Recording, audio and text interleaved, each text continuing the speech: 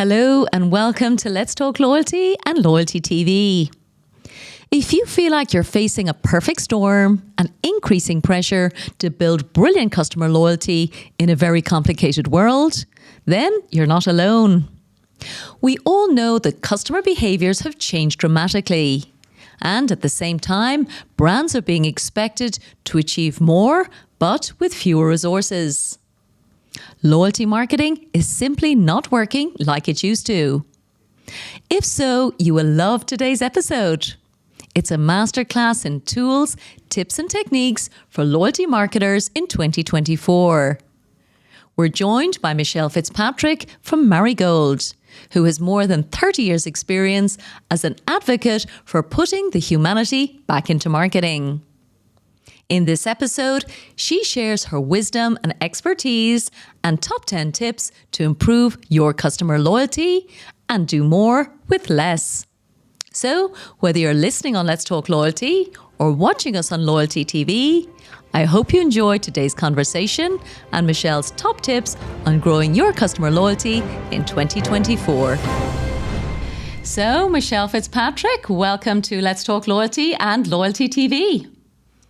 Thank you so much for having me today. I'm thrilled to be part of this discussion. Amazing. I know you have been doing some incredible work, Michele, recently. I think you told me you did 6 different presentations at the recent CRMC conference, and I was intrigued to hear what you're talking about. So looking forward to a great conversation today. Oh, me too. Glad to share some of my experience and expertise with the team. Incredible. Great stuff. So listen, Michele, as you know, we have a very important opening question, which our audience really look out for in terms of hearing what loyalty professionals are admiring in the market these days. So I'm going to kick us off with our usual question. Please tell us, what is your current favorite loyalty program? Well, I'll answer this from the position of a consumer. I'm really happy these days with the American Airlines program. You know, as we know, frequent flyer programs started, a long time ago with the purpose of giving people credit for the miles that they travel. But, the pandemic changed people's travel behaviors significantly, and American Airlines and many others adjusted to that change. And, with the American Airlines credit card, the program still gives the members the ability to be rewarded, and not just for miles. So the program has evolved from being a mileage-based program to really a reward program. Additionally, one of the things I really love about the American Airlines program is the app itself. The mobile app does exactly what you need it to do as a traveler. It helps you quickly get to your boarding pass, quickly get the information you need while you're on the go. So I would say for a bunch of reasons in terms of both the way the program is adapted to market conditions and consumer needs, and then the functionality, the utility of the program, I think is pretty exceptional. And just one more thought kind of on frequent flyer programs. We know that people join them initially to get miles, right? But if you travel a lot, you have so many miles, you can't possibly use them, or it's hard to use them. And as a frequent traveler, for me, the biggest reward that I value is being able to board earlier and get my bag in the overhead compartment. So the promotional currency matches my needs. Totally. And I've started using a term for myself recently, Michele, which is I am a status chaser. So I wasn't traveling as frequently as I would have liked, in fact, last year. So having been a gold card holder myself here with Emirates Airline, I'm down at silver at the moment. So when I hear that the likes of American are doing initiatives, as you've said, for example, that are not necessarily travel related, but other ways to earn my tier benefits and get back to whatever status I'm used to get all those soft benefits. I think that's absolutely incredible. So sounds like American Airlines have won your heart for good reason. Yeah, and I happen to be in an American Airlines market, so I would a hub, for example. And in the past, I would have said, well, I'm a loyalist just by convenience, right? Just by geographic location. But over time, as the program's evolved, I'm now not just out of convenience a frequent traveler on American Airlines, but the benefits have kept up with my personal needs. So I thank them for it. Amazing. Great. Well, we've certainly had them on the show already a couple of times, Michele. We're certainly very excited to keep in touch with the American Airlines team. So we'll tell them that a very important person at Marigold was certainly impressed with their work. So we're off to a great start, Michele. So the next, I suppose, important thing for our audience to understand is a bit about you. So I know we had your predecessor, Jamshed, on the show about a year ago, and you've stepped into his shoes with an incredible career. So will you tell our audience all of the kind of things that you've been doing in terms of CRM and loyalty throughout your career? Yeah, for sure. So really my background and my passion is customer experience. And it's really helping brands connect with consumers in ways that matter to them and in ways which pay off for the brand, right? So it's a bi-directional value proposition. And I've spent my whole career in CRM agencies and data companies, and now with Marigold in the MarTech space, really helping advise clients in a variety of industry sectors, retail, travel, QSR, and the like, on the ways they can use customer insights or the ways they can capture customer information in a way that kind of helps fuel or power a contextually relevant experience. Amazing. Yeah, brilliant. And it is, I think, both the longevity of what you've done, Michele, but also for me, what you literally do day to day in your role with Marigold in terms of understanding what brands are facing. I think I always felt that loyalty was quite a lonely business when I was running programs back in Ireland. So I was really fascinated when you were talking recently about what you're hearing from clients, both, I suppose, in terms of, the difference for consumers, their mindset, but also in terms of the complexity of running a loyalty program in 2024. So I'd love to start with the, I suppose, the market, kind of top level, Michele. What do you think it is that's on consumers' minds that our audience need to be aware of? So I love this question, and for a bunch of reasons. It starts us kind of being grounded in the customer first. And we know that the pandemic, changed a lot of things in people's lives. And while we're probably all sick and tired of talking about the pandemic, I'm here to tell you that there's a long tail impact, and it's especially apparent in loyalty programs. So the pandemic created an environment where people had to, by circumstance, not by choice necessarily, adopt new shopping and buying behaviors. And literally over a very short amount of time, 80 to 90% of people changed what they bought, how they bought, and where they bought. And you just think about the shortages we face with, paper goods, paper towels and toilet paper and all that kind of stuff. And for me, I'm a Bounty loyalist, but when I went into the grocery store and there were no Bounty paper towels on the shelf and I still needed paper towels for my household, I bought whatever was available. And so what began to happen over a very short amount of time is loyalty became undermined by this access restriction that we were all facing. And while some pre-pandemic behaviors have returned, the vast majority have not.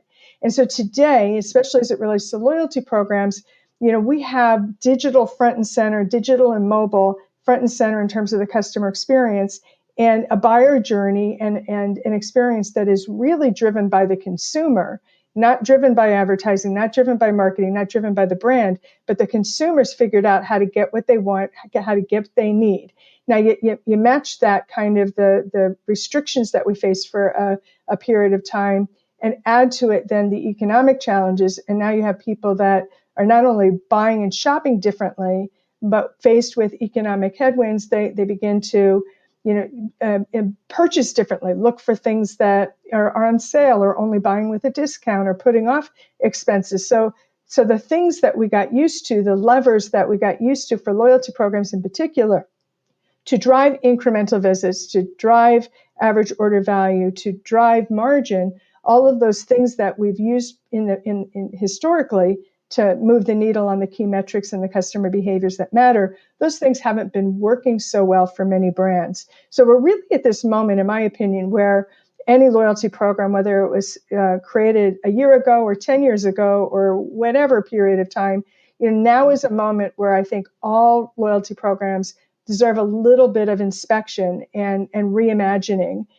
to be in lockstep with a consumer who's frankly figured out how to get what they need with or without your help. Yeah, well said, Michelle. And, you've also reminded me, we did an episode with one of your colleagues recently on the Consumer Trends Index, and exactly what you've just been saying, the whole idea of, I suppose, consumer anxiety.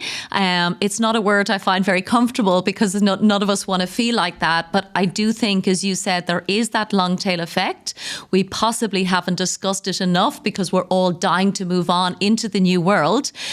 But you're right, it's absolutely important to maybe just take a pause, reflect on exactly what consumers do need.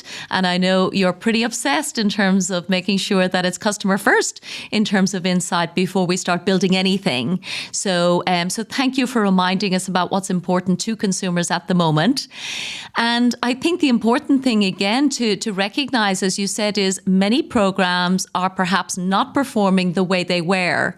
And whereas that's never going to be good news, I know there is good news coming, and you do have a lot of recommendations for us to take an opportunity to look at those. But I also think it's an opportunity for people who listen to our show, if they are experiencing that particular problem, to feel like they're not alone, that it's not necessarily that their program, is not, right. Maybe it just needs, as you said, to be re-looked at, rethought of in the context of this environment. But if it's happening to clients, as you're seeing across a wide spectrum of industries, it sounds like something everybody needs to be aware of and to really start that rethinking process. Yeah, for sure. And, what's really amazing to me, I get the privilege to talk with lots of different marketers in loyalty, relationship marketing, zero-party data collection, a whole variety of different topics. And, by and large, 95% of the marketers I talk to, when I ask them, is personalization still on the top of your to-do list in 2024? And 95% of the time the hands go up, yes, absolutely. That is still a challenge for me.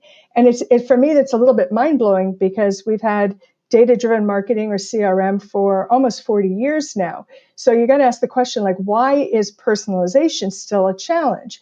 And, within loyalty programs, you collect certain bits of information about a person based on their transactions and the way your program is structured. But there's so much more we can and should know about customers to help them along their journey. And I think it comes down to a couple of key things that I would just remind the audience to think about. So as you're wondering what to do with your loyalty program and what might help it perform better, the first stop on the trail is to show me you know me. And I think we've got to kind of make a pivot from thinking about personalization as the idea and really focus heavily on contextual relevance. So at any stage in the customer's life cycle, whether they've just signed up for your program or they've been engaging actively with your brand for a long period of time or anything in between, there's certain information that you know about people, and you should use that information in a transparent way, in a way that benefits the customer. And that might lead to the idea of customizing your loyalty experience instead of a one-size-fits-all kind of framework. The second thing then is to make it worth the customer's while to provide even more information. And you mentioned our Consumer Trends Index study. 91% of people will happily provide any information you want or need about them if they can see the path toward how that will benefit them. So either that unlocks benefits, unlocks content, creates a better experience of some sort, but people will overwhelmingly provide information that would be helpful to you as a loyalty marketer to understand that person and help deepen that experience. And when I look across the marketplace, the brands who do those two things, the show me, you know me, and make it worth my while, typically earn a higher degree of brand love. And that shows up in the form of brand sentiment, it shows up in the form of repeat purchase, and it shows up in the form of kind of average order value and margin, which at the end of the day is what a loyalty program should help us do. Amazing. And again, words that I think a lot of people in this audience will be repeating at management meetings internally. And again, feeling like they're not alone and that these are the things the business needs to focus on. So thank you for taking us back to basics, Michele. So much to talk about today. we've talked about the market context for consumers. Before we get into all of the, top 10 tips that we have, and I really want to get into some of the really important ones today, do you mind just for, the benefit of other audience people who are obviously running programs, would you mind just summarizing, what you told me when we spoke last time, specifically about what are the marketers themselves facing in addition to their own, consumer existence? They've got different marketing challenges, I think, in 2024 that have been also building up over the last couple of years. So I think it's important to remind ourselves about, things like, for example, the marketing technology stack feels like it's just getting more complicated instead of simpler. So when you talk about things like personalization, I totally agree. I think that's something that everyone talks about. Very few people come on this show and say they feel they've nailed it. But what else are marketers facing that we just need to acknowledge before we get into, all of the solutions and actions they can take? Yeah, so it's a really amazing time, a very challenging time for marketers, but I also think an exciting time. So we're at this moment where consumer behaviors change to the point that it's very complex. We're also at this point where the buyer journey the signals have gotten more difficult to read because of all the multitude of digital and other interactions people can have with the brand. But all this is happening at a time where the technology has progressed to the point where segment of one personalization or contextualization is more possible than ever. From the marketer's perspective, all that sounds good until you realize that most marketing organizations are under pressure to do more with less. So fewer resources, quicker turnaround times.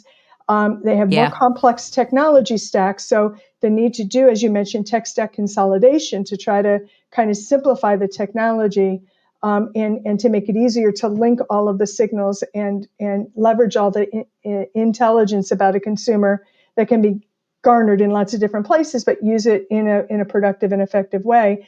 And then to the extent it makes sense to begin automating the way you act on that relevance, at a segment of one perspective. So I think there's both challenges, right, in terms of the complexity and the do more with less. There's also significant opportunity in that the technology, at least when I think about the Marigold stack, we've invested a lot of time and effort to kind of link our technologies across that spectrum from zero-party data collection to messaging and engagement to loyalty program facilitation and everything in between. So we've linked all those technologies so that it's easier for a marketer to understand what's happening with the customer base, make decisions about those campaigns, and then to the extent it makes sense to begin to automate or leverage the functionality and the technology to make the load a little lighter to carry from a human resource or personnel perspective. So I like to present both the challenge and the positive, the opportunity. The opportunity exists. Yeah. There's solutions for this challenge. Amazing. Yeah. Well, actually, my nickname in Ireland, Michelle, with my friends now, not necessarily professionally, but my nickname, I think people on the show will have heard before, is Positive Paula. So while I do want to acknowledge the, the challenges we all face, we're absolutely here to talk about the solutions. So I want to get into that now. But two things I wanted to mention before, if you don't mind. First of all, I love this brand name of Marigold. Obviously, we've been working with you guys now for quite a while. But just in case anyone, I suppose, hasn't heard a little bit of the, the brand story as I understand it, Marigold as a plant and a flower, I know, is one that is that brings growth to everything around it. So I just always love that now. When I think about you guys, I think it's a difficult thing to rebrand a company, but the fact that there's meaning behind it is something that I do think is important for the audience.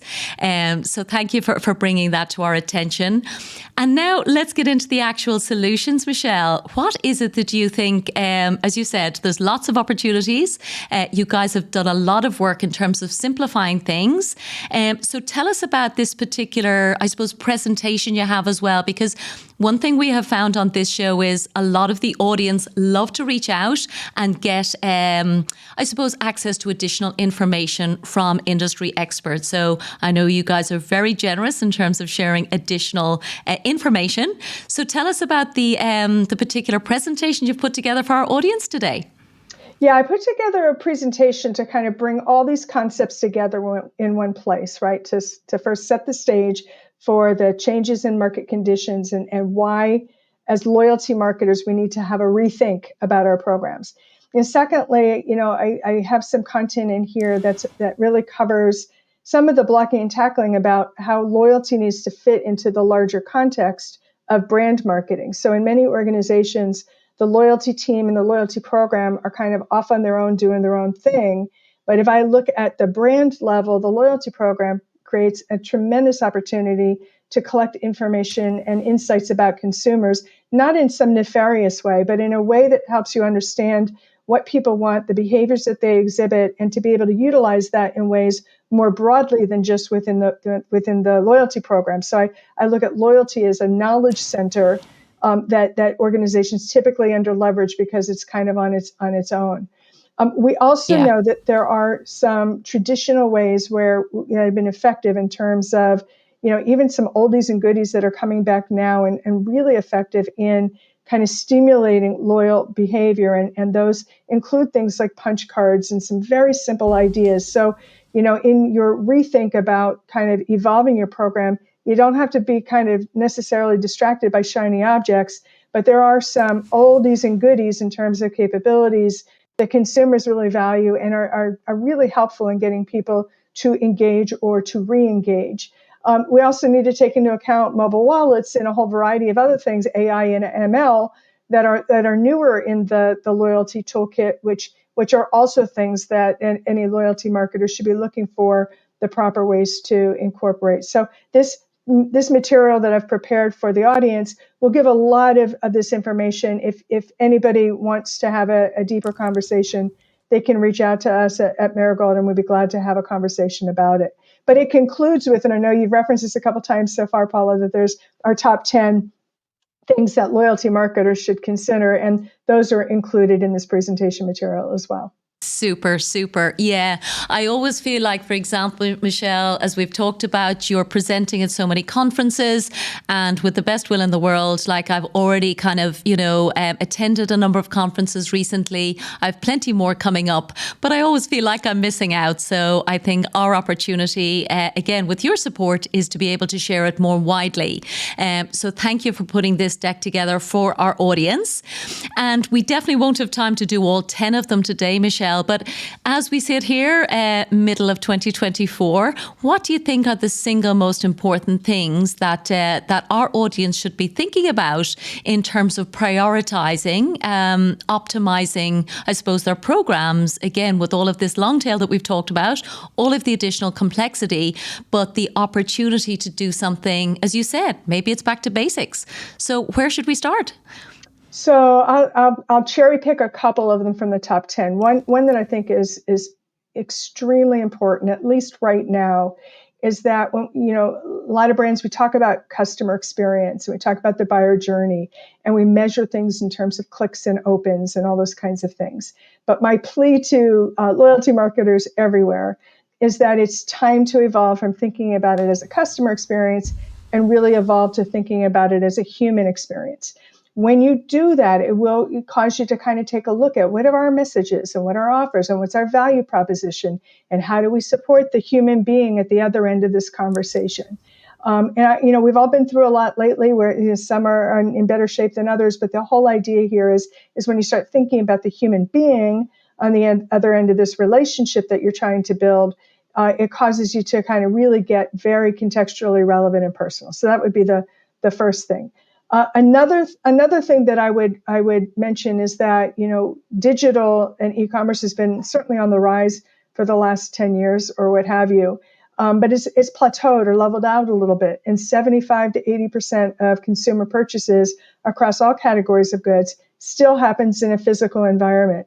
So when you're thinking about your loyalty program, you're thinking about digital interactions, don't forget about the opportunities to create physical interactions in store or wherever your customers are interacting physically with your products and your services. And then the last thing that I'll mention is before you do anything in terms of evolving your program, make the math work.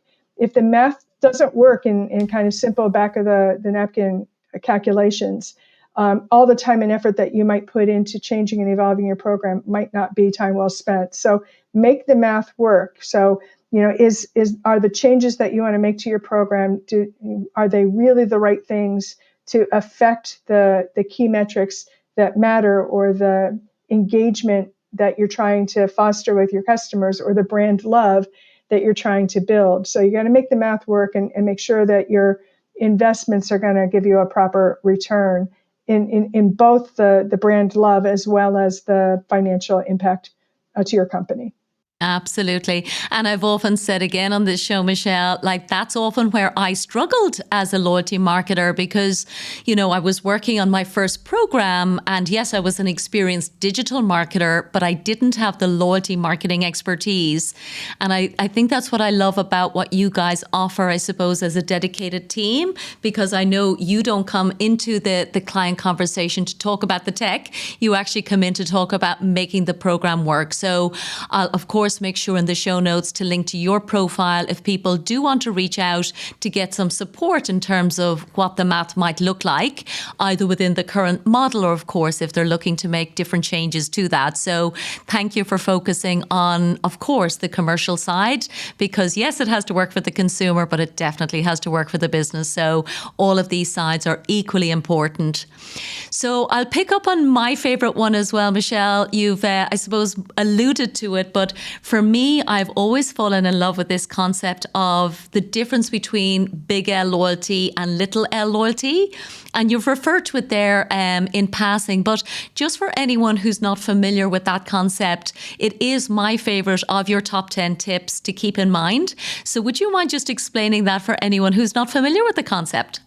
For sure. So big L loyalty is brand love, right? And that's where the human being, the person, has an emotional connection with your brand.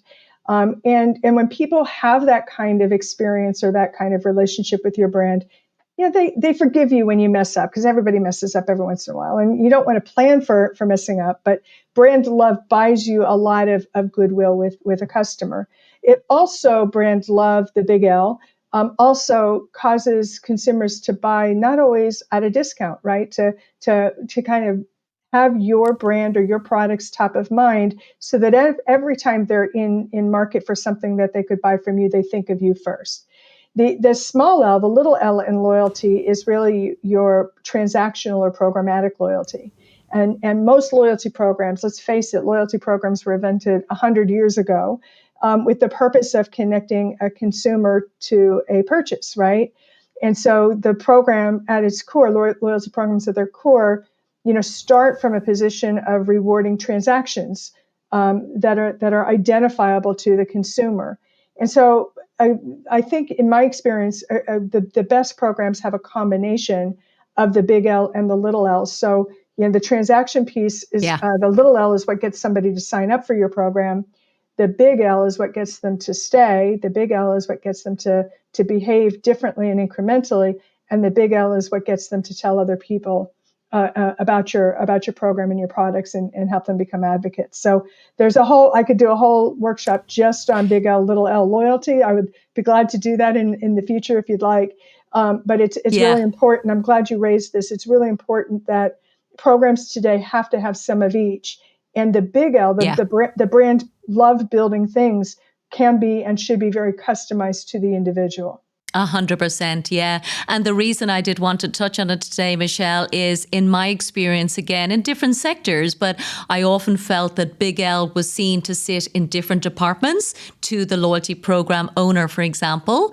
And that might be an important conversation for our audience to be aware of, that, that there is that inherent overlap that I suppose is assumed. But again, to have the right language, to have those internal conversations that everyone who needs to be around the table in terms of driving overall loyalty for the business. It's not just about a program. It is about making sure that people just behave in better ways that are useful for the organization. So I do think that's a great idea. We might have to come back to a full absolute conversation about Big L and Little L loyalty, Michele. So thank you for touching on that.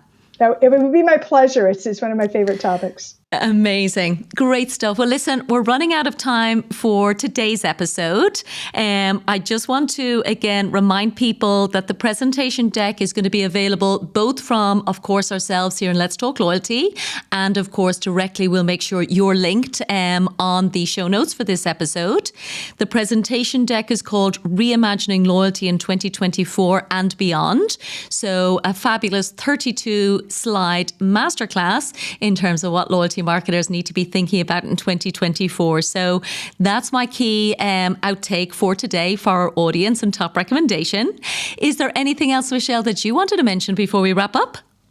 Sure. There's one thing that I think might be helpful. My plea to loyalty marketers everywhere is to really put the customer first. And I know it sounds like something everybody's already doing, but I mean, there are little and big ways that you can do this. One technique I would recommend is put an empty chair in the meeting room. And if everybody's remote, you're working from home, have an empty chair next to you and think of the customer that would be sitting in that chair as you do what you do. So it really kind of humanizes kind of your thinking about the customer experience, about the promotions you're doing, about the messaging, about all of those things that you need to hook up in terms of making the customer experience work for a consumer that's kind of motivated.